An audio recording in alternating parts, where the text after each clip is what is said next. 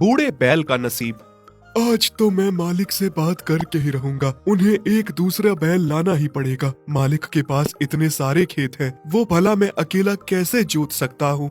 बहुत समय से हरिराम के पास एक बैल था जिसका नाम चेतन है। चेतन बड़ा ही भला, शरीफ और सियाणा किस्म का बैल था। जब वो जवान था तो सारी दुनिया के काम किया करता था। हरिराम उससे एक दिन में 10-10 खेत जुतवाने का काम लिया करता था। लेकिन समय के साथ ही अब वो बूढ़ा हो चुका था और वो पहले जैसा काम नहीं कर सकता था। हरिराम को तो बस उससे पहले जैसा ही काम चाहिए था, क्योंकि हरिराम एक बहुत ही लालची किस्म का आदमी था। उसे किसी की जान की परवाह नहीं थी। उसे तो बस अपना मतलब निकालना था, अपने खेतों का काम कराना था, अपनी फसल से मतलब था। उसे इस बात की चिंता बिल्कुल नहीं थी कि चेतन बेचारा बूढ़ा हो चुका है, वो अब पहले जैसा काम नहीं कर सकता। चल चल चेतन, तैयार हो जा, आज तुझे 10 खेत और जोतने हैं। नहीं मालिक, रहम करो मुझ पर। थोड़ा तो तरस खाओ। अब मैं पहले जैसा जवान नहीं हूँ। मुझसे 10-10 खेत नहीं जोते जा सकते। पहले जब मैं जवान था मैंने कभी आपसे किसी बात की शिकायत नहीं की, और लोग तो 2 बैलों को हल लगा के खेत जोतने का काम करते हैं, लेकिन मैंने एक ने ही आपका इतने खेत जोतने का काम किया है। अकेला हल खींच के पूरा पूरा दिन काम किया है, पर अब आपको दूसरा बैल मेरे साथ हल जोतने के लिए लगाना ही पड़ेगा। अच्छा, तेरी इतनी हिम्मत, तू मेरे साथ जुबान लड़ाए। दूसरा बैल कहाँ से लेकर आऊंगा? दूसरा बैल लाऊंगा तो उसके लिए अलग से खर्चा होगा। उसके दाने पानी पर भी, उसके चारे पर, उसकी सेवा में, हर चीज पर खर्च होगा। तू क्या कम खाता है जो एक दूसरा बैल को ले आऊं? अगर तू काम करता है तो फ्री का नहीं करता है, खाता भी उतना ही है। चेतन सही कह रहा है बाबा, आप खुद ही देखिए ना, वो कितने लंबे समय से हमारे घर का काम करता आया है। कभी उसने किसी बात की शिकायत नहीं की, लेकिन अब वो बूढ़ा हो चुका है, वो इतना काम नहीं कर सकता। आप पहले जैसा काम मत लीजिए बाबा, उसे भी तकलीफ होती है। अब हम ऐसा करते हैं बाबा, एक और बैल लेकर आते हैं, फिर वो बैल चेतन के साथ थोड़ी मदद कर लेगा। तू कुछ ज्यादा ही तरफदारी नहीं कर रहा है इस चेतन की? तुझे बोलने का हक नहीं है। जा जा, जो काम करने को कहा है पहले वो कर। चुपचाप जाकर खेतों में पानी लगा। मैं चेतन को लेकर आता हूँ, खेत जोतना है, बहुत काम पड़ा है बाकी। हरिराम के बेटे नीरज को चेतन पर बहुत तरस आता है, क्योंकि उसे सब पता था। वो सब जानता था कि उसके पिता बहुत गलत कर रहे हैं, लेकिन उसकी अपने पिता के आगे एक नहीं चलती थी। नीरज चेतन की मदद करना चाहता था दूसरा बैल लाकर, लेकिन उसका पिता नीरज को चेतन की मदद नहीं करने देता था। फिर खेत में हरिराम चेतन को एक हल लगाकर खेत जोतने लगा। जैसे तैसे चेतन ने एक खेत तो निकाला, लेकिन जैसे ही दूसरा खेत जोतने लगा उसकी टांगे कमजोरी से थर थर कांपने लगी। अरे मालिक, क्या कर रहे हो आप? आपको क्यों नहीं समझ आ रहा कि अब मैं इतना काम नहीं कर सकता हूँ? मैं बहुत कमजोर और बूढ़ा हूँ। देख चेतन, नौटंकी ना कर। अभी तक तो अच्छा भला चल रहा था, अभी रुक रुक के चल रहा है। चल, नहीं तो देख मेरे से मार खाएगा। अगर तूने ऐसा नाटक किया तो मैं कल ही तुझे कसाई को बेच दूंगा और अपने लिए एक नया बैल लेकर आऊंगा। जैसे ही हरिराम ने चेतन को कसाई को बेचने की बात कही, चेतन बहुत घबरा उठा। नहीं नहीं मालिक, मुझे कसाई को मत बेचिए। तो चल फिर, जल्दी चल, काम कर, अभी बहुत काम बाकी है खेतों में। खेतों में पानी लगा रहे नीरज को चेतन पर बहुत तरस आ रहा था कि उसके पिता चेतन के साथ कितना गलत कर रहे हैं। वो मन ही मन दुखी हो रहा था। कुछ समय खेतों में काम करने के बाद देखते ही देखते चेतन धड़ाम से खेतों में गिर जाता है और कमजोरी के कारण गिर के बेहोश हो जाता है। अरे, इसको क्या बीमारी पड़ गई? नीरज सुन, ये तो गिर गया है। जैसे ही होश आए आते ही इसे घर ले आना। नीरज चेतन को उठाने की कोशिश करता है। चेतन, उठो उठो, क्या तुम पानी पियोगे? ये लो, थोड़ा सा पानी पी लो, जिससे तुम्हें होश आ जाएगा। नीरज चेतन को पानी पिलाकर होश मिलाकर घर आ जाता है।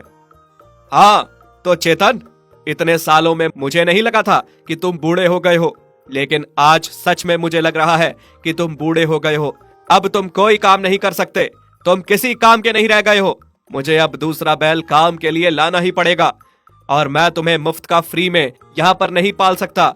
मैंने तुम्हें बेचने की बात कर ली है। थोड़े दिनों में ग्राहक आता ही होगा और वो तुम्हें आकर ले जाएगा। नहीं मालिक, नहीं, रहम कीजिए मुझ पर, मुझे ना बेचिए। बस मेरे उन दिनों को याद करके मुझे रख लीजिए। मैंने आपके खेतों में शिद्दत से दिन रात काम किया है। एहसान फरामोश, मैंने क्या तुम्हारे लिए कम किया है? जितना मैंने तुम्हें खिलाया पिलाया है, किसी दूसरे घर में होते तो आज तक तुम मर चुके होते। हरिराम अपने लिए एक जवान और नया बैल लेकर आता है। वही चेतन की जगह पे उसे रखता है, खूब खिलाता पिलाता है और चेतन को बाहर ठंड में बांध देता है और ना उसे चारा देता है ना पानी। चेतन अपने मालिक से बहुत दुखी था कि उसने अपने मालिक के लिए इतना कुछ किया और वो सब भूलकर अंत में जाकर उसके साथ ये सब कर रहा है। मालिक, आप इतने खुदगर्ज हैं, मुझे नहीं पता था। आज आपने एक नया और जवान बैल लाया, उसे अंदर बांध दिया और मुझ पर इतना भी तरस नहीं है, मुझे ठंड में बाहर बांध दिया और फिर ना पानी दिया ना चारा। क्या हम जानवरों की बस यही औकात है? बाबा, आप ये क्या कर रहे हो? नया बैल आने से आपने चेतन को बाहर बांध दिया, हालांकि अंदर जगह भी थी उसको भी अंदर बांधने के लिए, पर आपने उसे बाहर बांध दिया। इतनी ठंड में ना उसे खाना दिया ना पानी दिया। उस बेजुबान पर थोड़ा तो तरस खाओ। अरे बेटा, तुम इतनी चिंता क्यों कर लेते हो इन जानवरों की? ये जानवर होते ही ऐसे हैं, किसी काम के नहीं होते। कुछ समय तक काम आते हैं, उसके बाद फिर बूढ़े हो जाते हैं, फिर किसी काम के नहीं रहते। और वैसे भी इस चेतन का हमें करना ही क्या है, चाहे ठंड में बंधा हो या अंदर। और चारा पानी देकर ऐसे ही क्यों बर्बाद करना है? कल ग्राहक आता ही होगा, मैंने बात कर ली है, वो इसे ले जाएगा। अब तुम चलो, सो जाओ। इन जानवरों की इतनी चिंता मत किया करो। नए बैल को भी कल खेत में ले जाना है। नीरज अपने पिता की बातें सुनकर बहुत हैरान रह गया था कि कोई इंसान इतना खुदगर्ज कैसे हो सकता है। जिस बैल ने सारी उम्र उस घर के लिए इतना किया, अब वो उसके सारे एहसान भूलकर उसको मरने के लिए ठंड में छोड़ गया है। बाबा, अब मुझे ही कुछ करना होगा। आपको अपनी गलती का एहसास दिलाना ही होगा। नीरज ने अब सोच लिया था कि अपने पिता को उसकी गलतियों का एहसास दिला कर ही रहेगा। भाई, तुम बाहर क्यों बंधे हो इतनी ठंड में? और कुछ खा क्यों नहीं रहे हो? क्या तुम्हें खाना नहीं दिया है? मैं अपनी मर्जी से बाहर नहीं बंधा हूँ, मुझे मालिक ने बाहर बांधा है, क्योंकि अब मैं उनके किसी काम का नहीं रहा हूँ। क्या मतलब? पहले मैं भी तुम्हारी तरह जवान और हट्टा कट्टा था। जब मुझे मालिक लेकर आए थे और मैं उनकी एक ही दिन में 10-10 खेत जोत दिया करता था, अकेला ही। पर अब मैं बूढ़ा हो चुका हूँ, मालिक के किसी काम का नहीं रहा हूँ, तो अब उन्होंने मुझे बेचने के लिए ग्राहक को बुलाया है और इसी कारण मुझे बाहर ठंड में बांध दिया गया है। चारा दाना पानी कुछ भी नहीं दिया है। उन्हें लगता है कि मुझे कुछ खिलाएंगे पिलाएंगे तो उन्हें इसका कुछ फायदा नहीं होगा। और अब तुम जवान हो, हट्टे कट्टे हो, तुम्हें लाया गया है, तुम्हें अंदर मेरी जगह पर ही बांध दिया गया है। इसीलिए तुम्हारी इतनी कदर हो रही है, क्योंकि तुम जवान हो, मालिक के खेत जोतोगे। क्या तुम सही कह रहे हो? इसका मतलब जैसे आज तुम्हारे साथ हो रहा है, कल जब मैं बूढ़ा हो जाऊंगा तो मालिक मेरे साथ भी ऐसा ही करेंगे। हाँ भाई, क्या पता, हो सकता है, क्योंकि इन इंसानों का कोई भरोसा नहीं है। मैंने मालिक के लिए इतने साल अपनी जिंदगी के लगा दिए, उन्होंने मेरे साथ ये सब किया, तो तुम्हारे साथ करने में कौन सी बड़ी बात होगी। हरिराम का नया बैल चिंता में आ गया था कि जैसे हरिराम ने अपने पुराने बैल चेतन के साथ किया, कल को जब वो बूढ़ा हो जाएगा तो वो उसके साथ भी ऐसा ही व्यवहार करेगा। फिर अगले दिन सुबह जैसे ही ग्राहक चेतन को लेने आता है, चेतन चुपचाप ग्राहक के साथ अपनी किस्मत समझकर उदास होकर वहां से जाने लगता है। तभी पीछे से नीरज बोलता है, रुको, तुम मेरे बैल चेतन को ऐसे लेकर नहीं जा सकते। क्या मतलब? ये बैल तुम्हारे पिता ने मुझे बेचा है? बेटा नीरज, तुम्हें क्या हो गया है? इस बूढ़े बैल के लिए क्यों इतना चिंतित होते हो? मैं इसे बेच चुका हूँ, जाने दो इसे। ठीक है पिताजी, मैं इसे जाने दूंगा, लेकिन आप मेरी भी एक बात सुन लीजिए। मैंने भी कुछ सोचा है। पिताजी, अभी तो आप काम कर सकते हैं, सब कुछ संभाल सकते हैं, घर बार खेत, लेकिन कल जब आप बूढ़े हो जाओगे, बेकार हो जाओगे, तो आप किसी काम के नहीं रहोगे, एकदम बेकार हो जाओगे। तब मैं आपको अनाथ आश्रम में जाकर छोड़ाऊंगा। ये तुम क्या कह रहे हो बेटा? सही तो कह रहा हूँ पिताजी, आप ही ने तो सिखाया है कि बूढ़े किसी काम के नहीं होते। जैसे चेतन के बूढ़े होने पर वो आपको बेकार लग रहा है और आप उसे बेच रहे हो। फिर चाहे वो इंसान हो या जानवर हो, बूढ़ा तो बूढ़ा ही होता है, वो किसी काम का नहीं होता। ये सब सुनकर हरिराम बहुत शर्मिंदा हो जाता है और सोचता है कि इतनी छोटी सी उम्र में उसके बेटे ने उसकी आंखें खोल दी और उसे गलत करने से रोक दिया। बेटा, आज तुमने मेरी आंखें खोल दी। मैं बहुत गलत करने जा रहा था। सही मायने में मैं अकल में तुमसे बहुत छोटा हूँ। इतनी छोटी सी उम्र में तुमने मेरी आंखें खोल दी। और चेतन, मुझे माफ कर दो, मुझे क्षमा कर दो। कितना गलत था मैं, तुम्हारे एहसानों को भूलकर तुम्हारे साथ इतना गलत करने जा रहा था।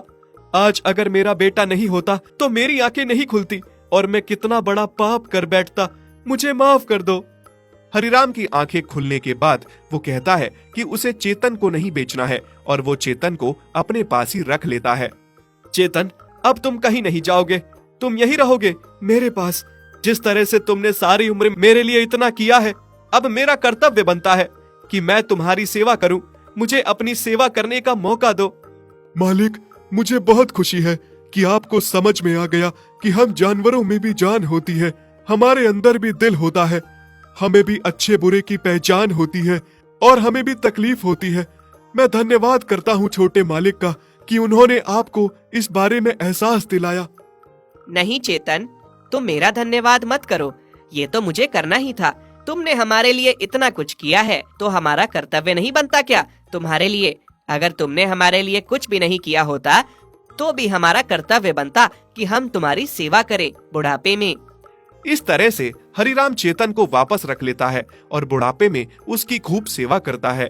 दोस्तों, इस कहानी से हमें यह सीख मिलती है कि बूढ़ा चाहे किसी का भी हो, इंसान का हो या जानवर का हो, बूढ़े होने पर किसी की महत्वता कम नहीं होती। अगर हम उसकी जवानी में कदर करते हैं तो बुढ़ापे में भी हमें उसको उतना ही सम्मान देना चाहिए। अगर आपको हमारी ये वीडियो अच्छी लगी तो प्लीज़ हमारे फेसबुक पेज को लाइक, शेयर, कमेंट और फॉलो ज़रूर करें।